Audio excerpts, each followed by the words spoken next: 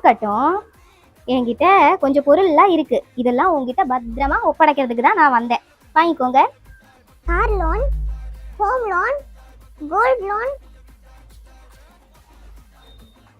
EMI, school fee, என்னதான் இதெல்லாம்? இதெல்லாமே இன்னிலிருந்து உங்களது தான். இதெல்லாம் நீங்க தான் இதுக்கப்புறம் பார்த்துக்கணும். நான் கிளம்புறேன். ஐயோ, இப்போ எனக்கு முடியல. ஃபீல் பண்ணாதீங்க. பசங்க கேக் கட் பண்றதுக்கு கூப்பிடுறாங்க. வாங்க போலாம். சரி போலாம்.